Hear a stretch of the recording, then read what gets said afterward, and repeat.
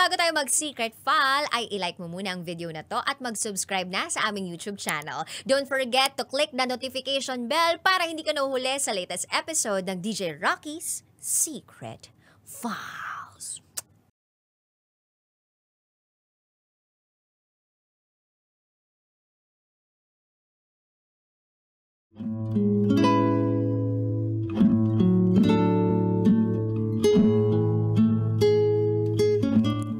And now, it's time for DJ Rocky's Secret Files.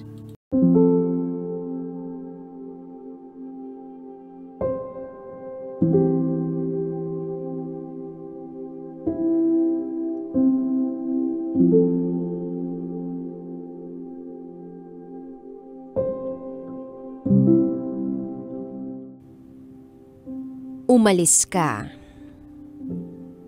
nang hindi man lang nagpaalam.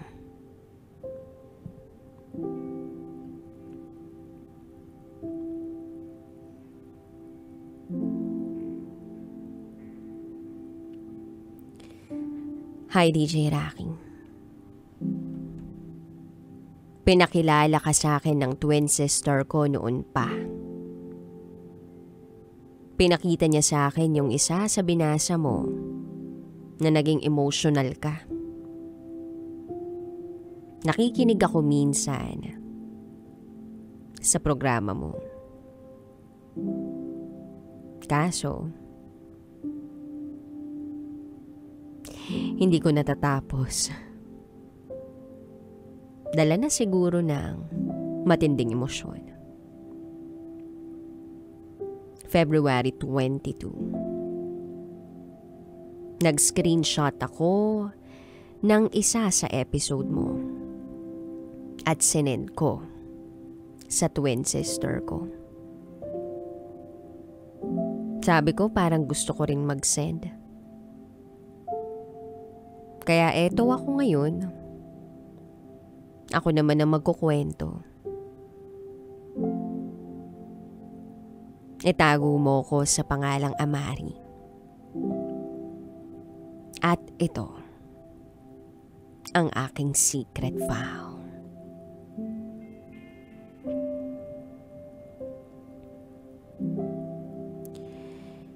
Year 2018. Nakilala ko ang partner ko na isang lesbian. Itago natin siya sa pangalang Bem. Una ko siyang nakita sa studio nila. Magpapaprint ako noon ng picture namin ng twin sister ko. At siya ang nandoon. Akala ko, lalaki. Pero nung tiningnan ko ng matagal, dun ko nalaman na lesbian pala. Maputi. Malinis tingnan. At hindi ko naman talaga maipagkakaila na gwapo. Nanghihinayang ako nung paglabas ko sa studio nila na hindi ko nalaman ang pangalan. Nagtanong ako sa mga kaibigan ko na nag-aaral malapit sa kanila. Nang malaman ko ang pangalan, hindi ako nagdalawang isip na hanapin siya sa Facebook. Siyempre, nag-add friend agad ako kasi nagpapapansin. In-accept niya agad. E di dahil papansin ako, nag-first move ako. Palagi kaming magkausap hanggang sa niligawan niya ako. Sinagot ko naman agad kasi syempre, crush ko siya. Umabot lang kami ng 1 buwan. Nakipag-break siya kasi meron na raw siyang ibang girlfriend. Sabi ng mga nakakakilala sa kanya, babaero raw talaga yun. Then nagkita uli kami at nagkaroon ng communication ng year 2019. Niligawan niya ako uli. Sinagot ko rin naman siya agad. Sabi niya kasi, magbabago na raw siya. Naniwala naman ako. Umabot kami ng 4 na buwan. Pinakilala ko siya sa pamilya ko. Pumunta siya sa bahay. Palagi siyang may dalang pagkain. Akala ko nga hindi na siya uli maglolo ko. Hanggang sa sumali siya sa DLC, Drum and Lyre Corps. Magkaiba kami ng school. 3 years na akong tumutugtog. Kasali rin ako sa DLC sa school namin. Kaya hindi na kami masyadong nakakapag-usap at hindi na rin siya nakapupunta sa bahay. Na nagkagusto siya sa isa sa mga kabanda niya. Nalaman ko na nililigawan niya pala yun. Ang matindi, hindi pa siya nakikipaghiwalay sa akin. Nang matapos ang competition ng DBLC, ay naghiwalay na rin kami. Nasaktan niya ako ng sobra. Minahal ko siya ng totoo. Kasi bakit ganun? Lagi na lang akong naluloko. Sa parehas sa tao pa. Sa mga taon na dumaan, may mga nakilala akong lalaki. Naging boyfriend. Nang pumasok ang taon ng 2023. January. Nalaman ko sa twin sister ko na may sakit si Bem.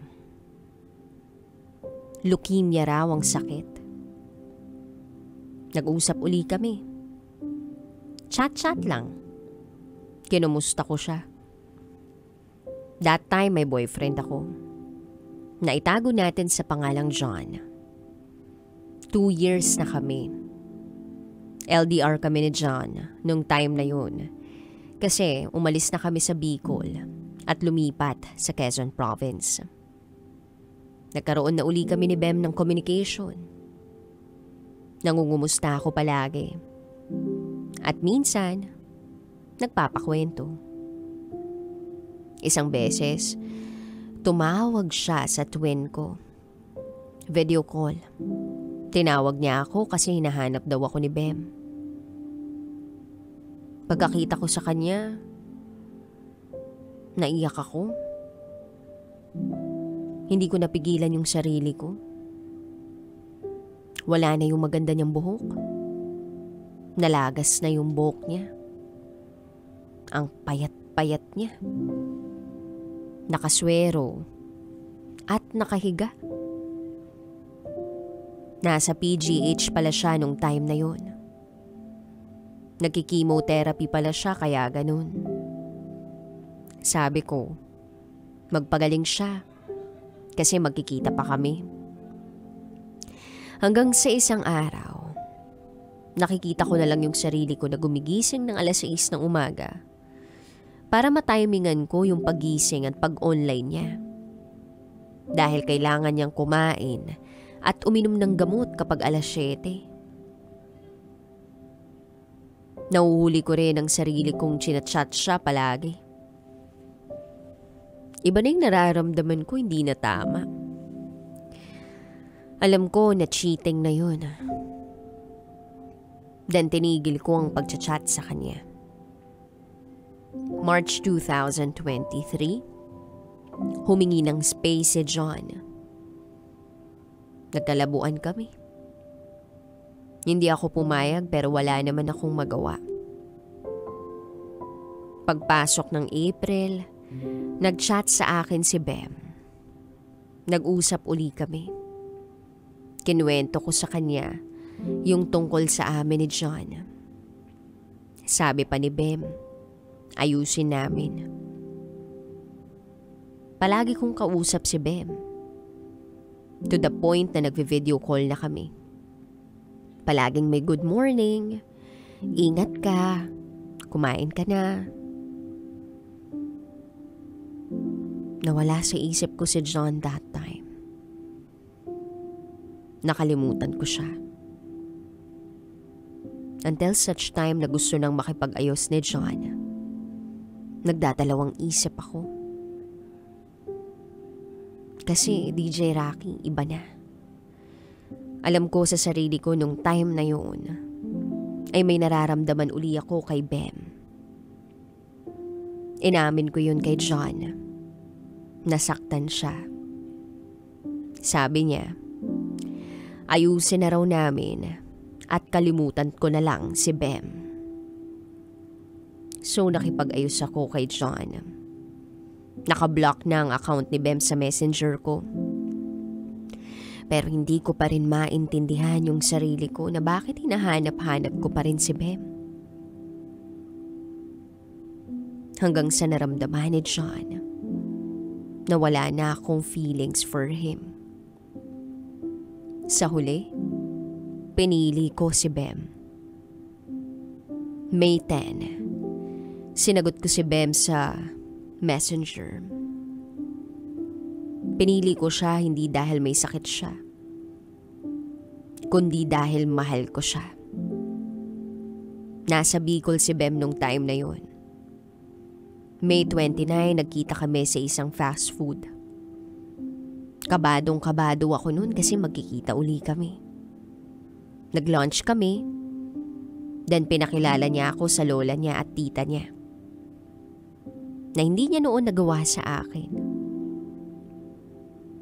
Then June 4, 2023. Pinuntahan ko siya sa Cavite. Nag 1 week ako dun. Sobrang komportable namin sa isa't isa. Yung feeling na parang matagal na kaming nagsasama. Sobrang na-overwhelm ako. Napakabait ng ate niya at mga kasama sa bahay. Bigyan ko siya ng flower, mga handwritten letter, tula. At dahil doon naiyak siya, niyakap ako. First time niya raw na makatanggap ng ganun. Ilang beses din akong pumunta sa kanila. Lagi niya akong kasama kapag may check-up siya. At kapag may chemotherapy siya. Pinagluluto ko siya kapag hindi niya kayang magluto. May mga pagkakataon naman na siyang nagluluto para sa amin. Pinagtitimpla niya ako ng kape sa umaga. Minsan, nahuhuli ko na lang siya na nakatitig sa akin tapos sasabihin niya, "Ang ganda mo talaga." Ang dami kong first time sa kanya. First time kong makapasok sa sinehan at kasama pa siya. Pangalawang beses na nagsine kami ay tuwang-tuwa ako kasi paglabas namin ng sinehan, patay na ang lahat ng ilaw sa mall. Sarado na ang mga store. At yun yung gustong-gusto kong maranasan noon. First time kong makapunta sa isang mall na paborito kong makita sa social media. First time kong makainom ng sosyal na kape. First time kong makatanggap ng singsing at kwintas. Mga first time na akala ng iba ay mababaw lang o sanay na sila. Pero para sa akin masarap sa pakiramdam.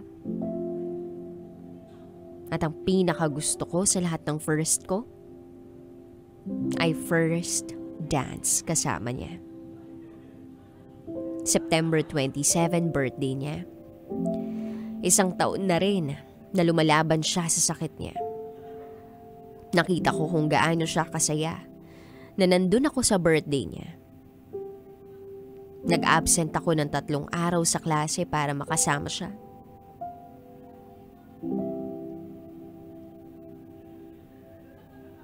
Then hinarana niya ako. Kinilig ako. Sino ba namang hindi kikiligin? Then fast forward to December 25. Nag-Christmas kami nang magkasama. Sa ospital nga lang. Dinala kasi siya doon dahil sobrang baba ng dugo at platelets niya. Kailangan daw siyang mamonitor ng mga nurse at ng doktor. Nag-order ng pagkain ng ate niya para pang Noche Buena namin. Sa ospital din kami sumalubong ng bagong taon. Masaya kami pareho kahit nasa ospital kami. Kasi magkasama naman kami.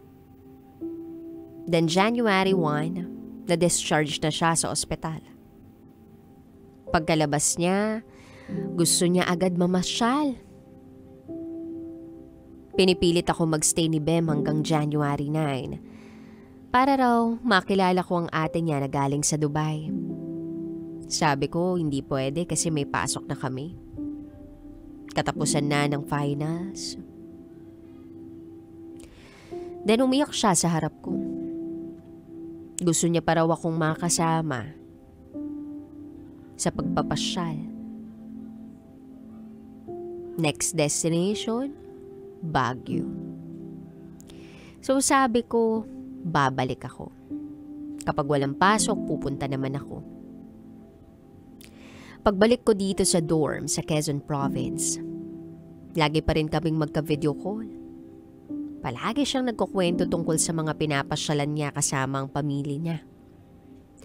Buo na raw silang magkakapatid kasi umuwi na yung ate niya galing Dubai. January 19, pumunta si Bem sa Baguio with her family. Mabilis mapagod si Bem, kaya't pinagbabawalan din talaga siya na mamasyal, lalo na sa maraming tao. Kaya lang kasi, nagtatampo at umiiyak si Bem pag hindi pinapayagan. Gusto niyang mag-enjoy eh. Siguro nga, gusto niya na puntahan na lahat ng pwede niyang mapasyalan. Basta panay ang kwento niya. Kahit paulit-ulit. May binili raw siya na pasalubong para sa akin. Sabi niya pa, pagkatapos ng lahat ng pamamasyal ko at pag-uwi sa bahay, magpapahinga na ako. Kitang-kita ko kung gaano siya kasaya nang dahil sa pamamasyal niya. Na para bang nakakalimutan niya na may sakit siya. January 21, bumalik sila sa Cavite. Hindi na kami masyadong nakakapag-video call kasi nagpapahinga na siya. At para bang iniinda niya yung sakit sa ulo niya. Habang hindi kami nag-uusap, nagawa naman ako ng project ko. January 26, nagkakwento siya. Habang gumagawa ako ng artwork. Nagtataka ako noon kasi dati naman kapag may gawa ako, hindi siya nagkukwento. Ang lagi niyang sinasabi, gawin mo muna yan, tawag ka pagkatapos. Pero nung araw na yun, hindi siya natigil. Pinapatulog ko siya noon at pinagpapahinga pero ayaw niya. Kasi marami pa raw siyang kwento at baka makalimutan niya kinabukasan. Hanggang sa nakatulog na siya. 10:10 in the evening to be exact. Nagawa ako ng report noon. 12:10 ng madaling araw. Nag-chat si Bem bigla. Sabi niya, mahal. Nag-reply ako ng mahal. Akala ko tatawag siya kasi ganun naman talaga siya. Kahit alam niyang tulog ako, kahit madaling araw pa yan, tatawag siya. Nagtaka ako, tinawagan ko siya. Sinagot niya naman. Sabi niya nagugutom raw siya. Kumain siya ng 2 biskit. Panay pa rin ang kwento, nakangiti tumatawa. Tinititigan ko lang siya kasi nakakatuwa siyang panoorin. Pagkatapos niyang kumain, sabi niya, matutulog na siya at magagalit daw ang ate niya. Sabi ko, sige, tapusin ko lang tong report ko. Matutulog na rin ako. Papatayin niya na raw yung video call. Ayoko sana eh. Kaso magta-charge daw siya. Pagsikat ng araw, nag-message ako agad sa kanya pero wala siyang reply. Nag-message ako agad sa ate niya para kumustahin si Bem. At ang sabi, dadalhin daw si Bem sa ER kasi namamaga ang kamay sa hindi malamang dahilan. Nag-alala ako ng sobra-sobra. Panay-update ko sa ate niya. Hindi ko alam kung anong gagawin ko. Ang layo-layo ko. Hindi pa rin daw okay si Bem. Masama daw ang lagay. Nag-message ako sa messenger ni Bem para kapag online siya, at least, alam kong okay siya. Then umuwi ako sa dorm na kasamang dalawa kong kaibigan, dun sila natutulog. Kasi sabay-sabay naming tatapusin yung isang project namin. Then madaling araw na noon, naisip kong manood ng videos namin ni Bem. Habang piniplay ko yun, sinasamahan ko pa ng dasal lahat ng mga napapanood ko.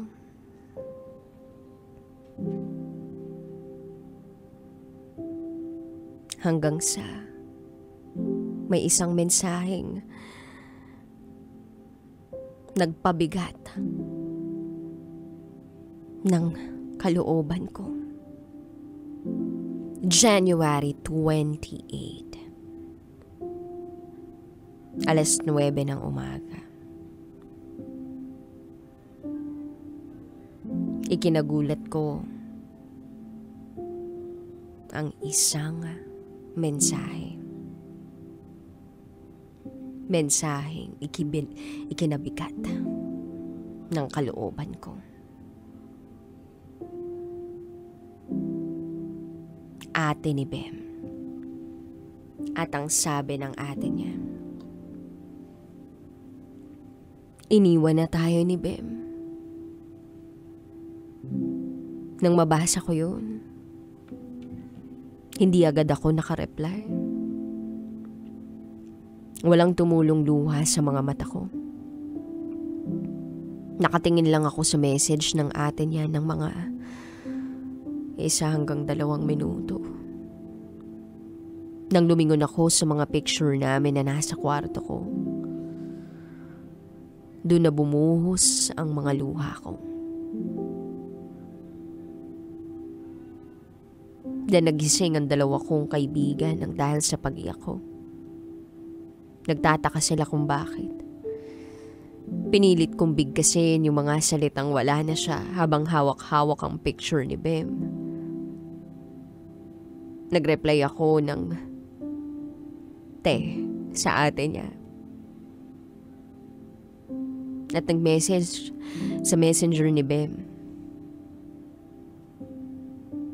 Sabi ko, mahal ko. Humihiling na sana mag-reply siya kahit sa huling pagkakataon.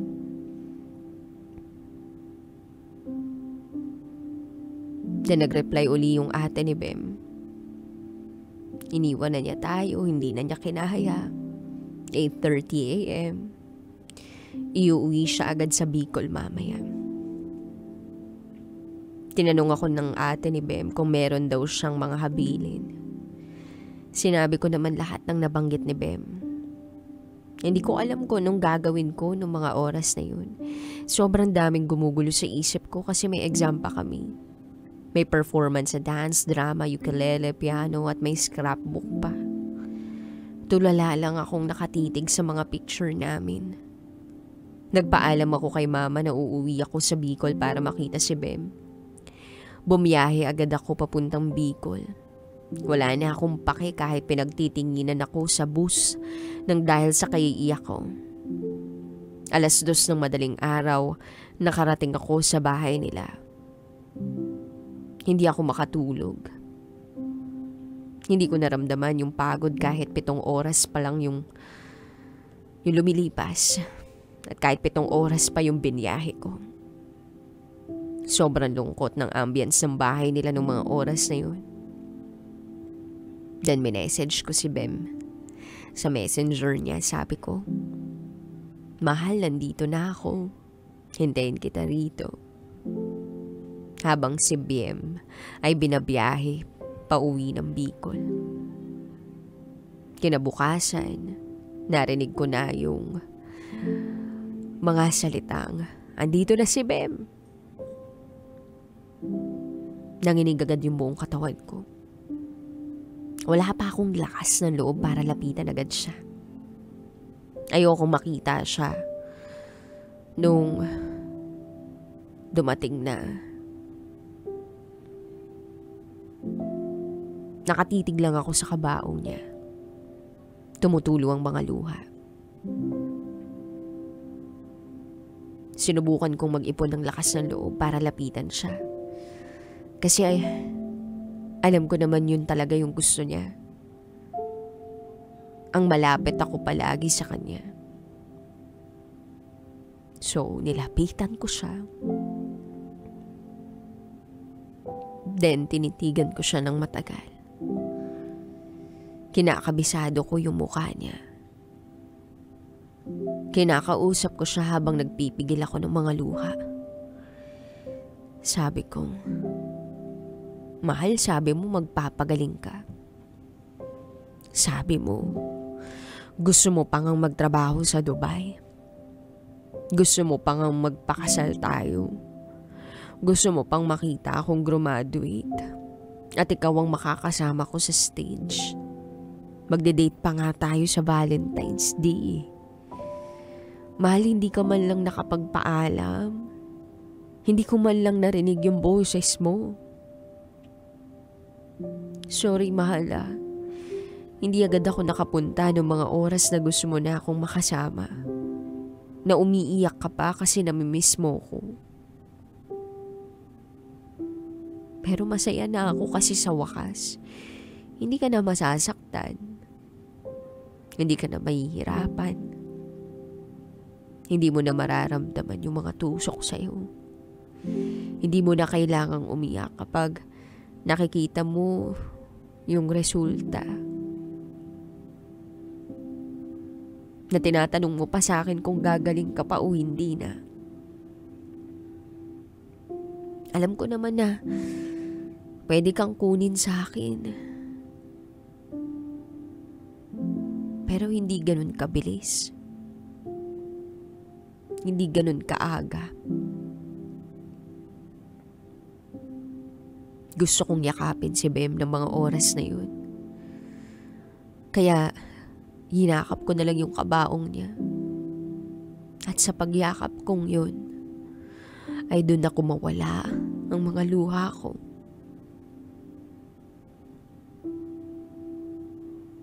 At andun na ako. Nasa tabi ng taong mahal ko. Na kung po pwede lang, na nandun ako buong araw ay gagawin ko.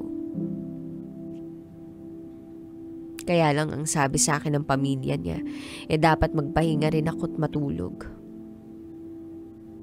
Kaya lang sa tuwing matutulog ako, siya pa rin ang nasa isip ko. Pagising ko, siya ang pupuntahan ko.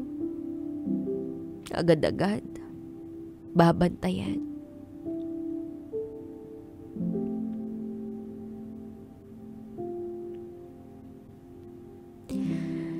And then, sa burol ni Bem, nagsipuntahan ng mga kaibigan niya.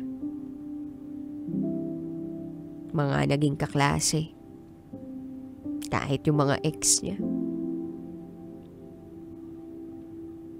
Pumunta rin yung mga kaibigan ko na kilala rin ni Bem.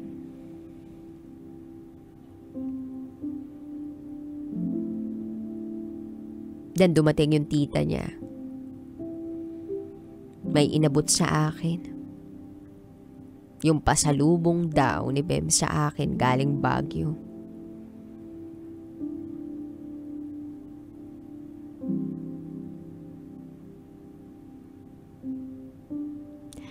And then, andun din yung mga bigay kong bulaklak at mga handwritten letter ko para kay Bem. Ipinatong ko yun sa kabaong niya. Then Feb 4, last night niya. Parang ang bilis ng takbo ng oras. Na kung pwede lang sanang patigilin ng takbo ng oras gagawin ko. Sabi ko kay Bem, hindi pa ako handa. Mahal, hindi ko pa kaya.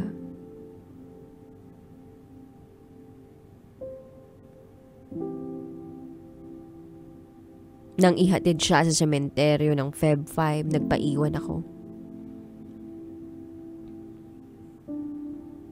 Doon ako sumigaw ng sumigaw. Humagulgol. Tinawag si Bem. Sabi ko sa kanila, hindi ko iiwan si Bem dito. Sabi niya, wag ko siyang iiwan. Sabi niya, sa tabi niya lang ako. Pilit akong hinihila ng mga kaibigan ko paalis. Ilang minuto akong ganun at pilit akong pinakakalma. Nangihina ako nang maihatid ako sa bahay nila. At hanggang ngayon, DJ Rocky, inihintay kong magparamdam o kahit sa panaginip man lang magpakita sa akin si Bem. Palagi kong pinapaalala sa sarili ko na hindi umalis si Bem, na andito lang siya palagi. Siguro ayaw niyang magparamdam kasi alam niyang mas lalo ako malulungkot. Kaya siguro ayaw niyang magpakita kasi alam niyang hindi ko siya hahayaang umalis. Sariwa pa rin sa akin lahat ng pangyayari.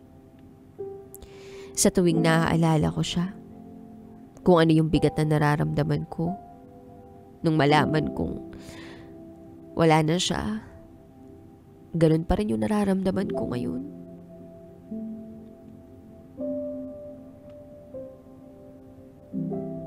Kaya Bem, kung nakikinig ka man,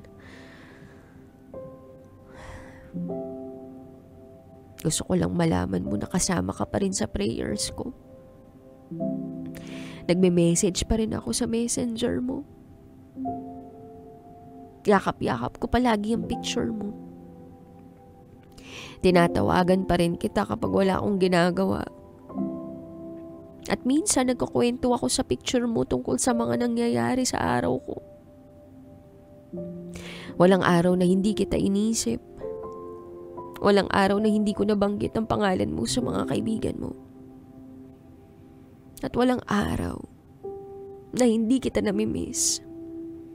At walang araw na hindi ko pinatutugtog ang mga paborito mong kanta. Mahal, hihintayin kitang magparamdam. Kahit gaano pa katagal. Mahal na mahal kita, Bem. Hanggang dito na lang po, DJ Rocky. Muli, ako si Amari. At ito ang aking secret vow.